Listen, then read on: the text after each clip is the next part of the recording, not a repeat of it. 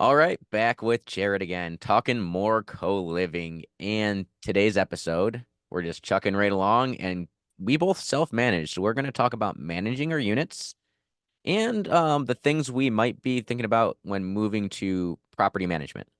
You ready for this, Jarrod? Yep, lay it on me. All right. So I want to get your perspective now because you have three properties, Phoenix, Arizona, greater Phoenix, Arizona area, out of state, and you are self-managing now with a full-time job again. I got to know how the heck you're handling that. Well, I one of the other episodes was talk about vetting. Vetting Yeah. is key to eliminate the potential issues. So that's a big one. The other one, actually, backing up before any of this, was when I chose these properties. There was plenty of parking, so that reduced the headache of jockeying cars and things like that, neighbor complaints and that kind of thing. Mhm. Um, but that's part of the management. But systems, right? I think you have to have your systems in place, and part of those systems is documentation, right? So I do have that longer term goal, be it for two reasons. I have all the processes that I do, like say a room term, for example. I have videos on it. I have a Loom video. I use Loom to record the steps I actually do, and it's also Okay. documented in paper.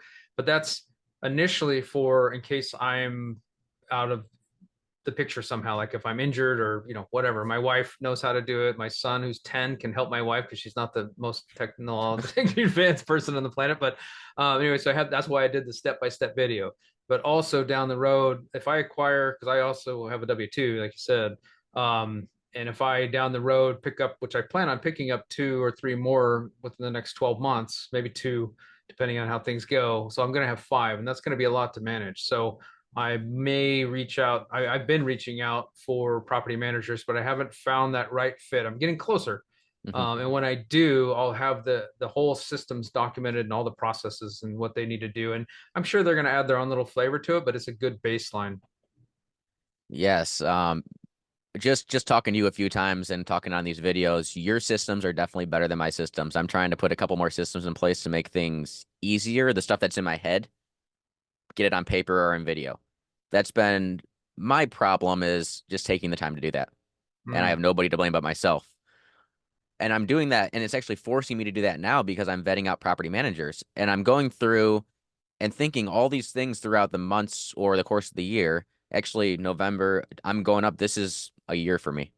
So, um, all the things I have problems with and figuring out what I did and then questioning the property manager, potential property manager, because I don't know who I'm hiring yet, potentially, questioning them and asking them how they would do it. Not tell them how I'm doing it. I want to know how they would do it because I want to see if it lines up with what I'm doing or if they tell me something that is better than I'm doing right now and have better systems than I have. And also criteria is they have to be running this model themselves. I don't want Mm. somebody that's new that's never ran a co-living property. Good point. Yeah. Yeah. Yeah. The one thing I'm still kind of struggling with is the trash, right? Like, Getting people to take it out. yeah, I know Yep. some hosts will have like a board and they'll have this is so and so's week. And that is a good process, but I haven't implemented it partly because I have my cleaning service takes it out for me because we structured the cleaning days to be the night before the trash, so Ooh, she that's takes it good. out. Yeah, that's Yeah, it good. worked out pretty good, but I do have another property that it comes on a different day, so it didn't that one house. It's been kind of an issue, so I could leverage that, but for the most part, it's working. But the trash is probably my weakest point.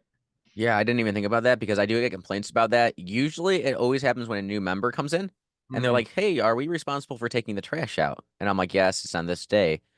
And this is something, I just thought about when you were talking about that. Maybe I shoot out a message to the household and be like, "Hey, can someone take out the trash tonight?" Like the night before trash gets picked up. I yeah, haven't done that yet, but that's something that I do need to work on as well. And I feel like a lot of hosts are struggle with the trash. yeah, I did mention when I was on a call talking about collections, which we're going to get to soon. Um, Somebody told me that they actually go and it works for them because they live right by the property, so they can go do it. They spray out their trash cans after every trash day because a lot of people don't, put stuff in bags. They just throw all this random crap in there. Next thing you know, you have maggots, and your trash smells like horrible, especially in the summer. So, yeah. That's why the cleaning service is so important because we buy extra bags and then she can swap out if she's there. Yeah. So that way it's not an issue. But Sounds good. Yeah. But yeah, every video we just made up to this point and everything we're gonna make from here on out are all the things that you have to ask your potential property manager how they deal with this, and especially what the fees are. They have their base fee, whatever, if it's 6, 8, 10+%. I've gotten up to 20%. Um, wow. what are the additional fees though? Because the ones that are higher at 20%, everything, room and turn, that's all included. There's not additional fees for any of that. Um, so I want to know what my base fee is, but all this stuff we're talking about, all these problems we've had that we have to deal with to run a successful co-living house, what are those additional fees the property manager is going to charge you to? Because if you Yeah. have 3 turns and you're already taking a hit from pad split for a 10% or 10-day fee from them, and then this property manager is charging you $120 for a turn fee, turns can get really expensive. Yeah, turns, and then my two thoughts there were evictions. Do they Yeah, handle evictions, yes or no? And two, maintenance. Like yeah, when I'm self-managing, when I'm doing maintenance and I'm purchasing things, I'm looking for stuff that's resilient but also good price. yeah. Now, I've had this with my cleaning service is great, don't get me wrong. But when I've asked her, hey, we need cleaning supplies, she'll go out and buy like The whatever. cheapest stuff. No, she'll No? buy like, the price isn't a problem because I'm paying for it, right? Oh, okay. So, and then that's okay because we're not talking big dollars, so it's not the end of the world. But with where I had that in mind when I'm talking to a potential property manager, like, all right, so if you're going to go out and replace, like the washer I just replaced, for example, like I did something kind of weird. I used the Home Depot 0% card that's good for 24 months, so I did that.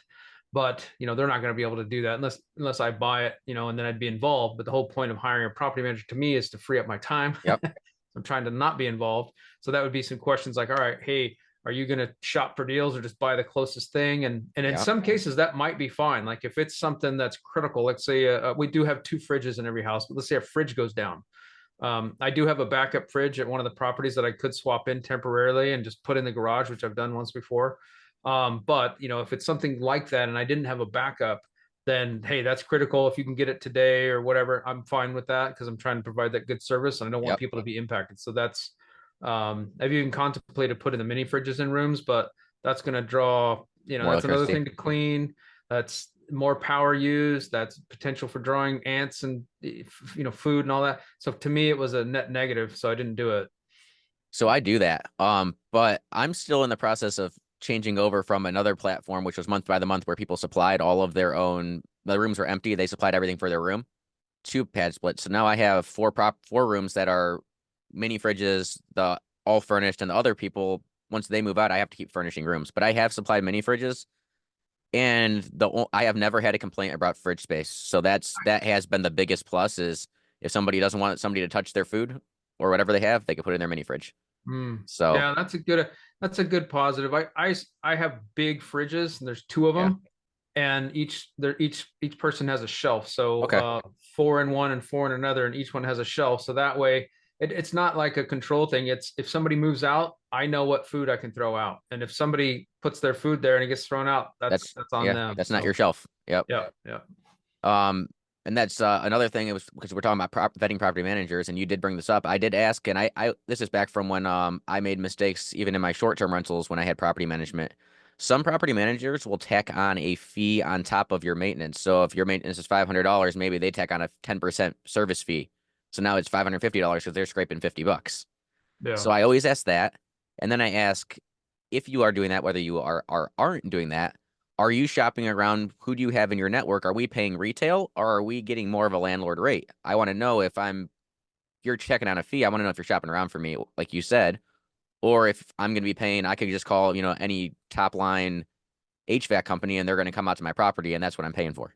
Yeah. So, Yeah, when I replaced that AC unit, I shopped around. Like most AC units are going to be 9, 10 grand, but I leveraged my network and shopped around, and I got it installed for 7 grand with the 10-year warranty, and it was a Carrier, so okay. name brand. It wasn't some off the wall brand, you know, over fly by night AC unit. So those are good questions to ask for your potential property manager for sure. Yeah. Yeah. And then you're talking about we want to hand, and this is going to be depending on you, me, anybody. Do we want to hand it all off or do we want to be involved in something like the finances? Mm, So I've had questions and talks with different property managers, and really it's going to come to trust because I've had property managers try to like put on repairs on my properties that weren't ever done. And I caught this because I watched my properties when I used to have them under management. And somebody charged me for an AC repair. The property manager charged me for an AC repair. The property didn't even have AC in it. Oh, Yeah, they got fired because they yeah, were already having issues before that. So that was yeah. it. You know, I know that we neither one of us have probably bought a business, but I'm looking at that too. But looking at say buying a business, I want to see if somebody would when they sell me the business, if they stay on for 6 months or whatever time frame to learn the ropes. Well, the same thing with this is I would want to stay on with a potential property manager for that time and do a merge over Yeah, time. And if it to learn works it. out, like, take a 3 month, right? And then if it works out from there, and I know that's honeymoon phase, so it's not really 100%, but do like a merge and make sure everything's cool, and then fade away. But I Yeah, do want to keep in my mind the way I see it is we would have in the beginning merge, and then the second step would be fade away once a week check-ins, and yeah, then over the next say 3 4 whatever I feel comfortable with, then do once a month check-ins or maybe bi-monthly, that kind of thing. And I would expect a breakdown of charges like itemized list of what's going on. And I would say, hey, you know, if it needs to be done and it's say I don't know $500 then or 300 or whatever depending what you're comfortable with, then go for it, yep. right? That way I don't get bugged on something that yeah it's a no-brainer, we have a whatever, fix it. And I'm not too worried because I like you I have cameras in the house, so I can for the most part the common areas are covered, and so I'm gonna at least have a fighting chance at knowing what's going on there. See, that's another thing you mentioned, and I only have cameras on the outside of my house. You have cameras on your common areas too? I do. Okay. I have cameras in the kitchen, the hallways, the laundry room, and that because I'm remote. And this wasn't, I didn't want to do this actually. I fought against it because everybody told me, no, you need it. Even the property manager told me, or the padsplit, you know, the acquisition, member acquisition team is what I call them, told me you need this. I'm like, no, I don't like that. I don't like invading privacy. And then within the first quarter, first 3 months of the first house, it was evident to me that that was critical because there's this weird psychological thing that this is me guessing, but no cameras, people do whatever they want. Like I Yeah. had a guy just he didn't do it on purpose, I don't think, but he had a scooter and he just destroyed the walls and the door and all this stuff. And then he said, "Oh, I didn't do that." I'm like, "Dude, you're the only guy in the house. There's only 3 people in the house anyway at that time, or four." And I'm like, it matches perfectly. It's a streak down the thing and all this stuff. He's like, "I didn't do it." So when I called Pad Split and they said, "What does the footage say?" I'm like, "Well, I don't have cameras." Like, "Sorry, we can't help you." So I'm like, Yep. "All right, there we go." And I was against it because of the privacy thing. But I found, and this is just what I found, that women really appreciate the cameras, like for Okay. sure, like security thing, right? And I hadn't even thought of that being sorry, but man, I hadn't thought about safety, and that should have been something I'd thought about. And the men, they can take it or leave it, you know, in general. And I don't know if that's a sexist comment, but that's been my experience. So No, that makes sense, and that is something that I really should think about. Honestly, I've never been told, "Hey, put cameras on this side." You're the first person that I've heard say they have cameras on their common areas. My thought would be, like in a regular long-term rental, you can't have cameras. It's illegal to right, have cameras in there. So right. I'm curious what the legality is, and if well, a bunch of people are doing it and there's not been issues, we're probably okay. Yeah, I checked into it, and Okay. the county. It's one big county, Maricopa County. Yeah, you can. It's because it's just like if you had say cameras at an apartment complex and the stairwell, same kind of Okay. thing. Yeah, So I definitely got to look into that, making sure I could do that in Charlotte, because I think that could fix a couple of the problems I'm having. And we've had some talks between the multiple property managers that I've been interviewing so far about if I did this, this, or this, which is going to make it easier on you, would you reduce your rate? So some have been like, we could talk about that. Some have been like, no, this is our rate. Some of the bigger places are like, no, this is our rate. There's a company called I think it's Two Keys. I just interviewed them 2 days ago that has over 500 pad splits under management, wow, just pad splits. I'll write that But down. I think it's Two Keys. I'll make sure to get that to you after this. But their fees are pretty like they're 8 to 10%, or no, 6 to 8% depending on how many pad splits you have. Until you're getting to like 20 pad splits, you're not getting a 6% management fee for them. But they fee you for everything on top of it. Yeah, yeah, So I was running the numbers and I'm like, no, this just isn't working. It's gonna if I have turns, I'm really like tripling my turn cost. yeah. So and they want to use all their contractors, all their everything if they have them in their market. So I wasn't a big fan of that, and I'm probably not going to go with them. But that's the thing. You got it's vetting your property manager, whether you do it yourself or whether you have a property manager, you're still going to be managing someone. Yeah. And if you hand it off and just trust them, you're probably going to get taken advantage of. So this is what I do for a living. I'm an IT manager. Okay. And so hiring manager and over 24 years of doing this. So I've got a little bit of experience in that space, which is why it's shocking to me that I didn't vet better than I did. But I'm doing it now. I did want to see what would happen there. So Okay, cool. Well, I think we hit this one pretty good. And the next one, I think you're doing a little bit of this of, and I'm not doing any of, is do you do anything special for your members to let them know they are appreciated? oh yeah. Yeah, we've done Yeah. a few things. Well, So we're gonna jump into that on the next video. All okay, right. good.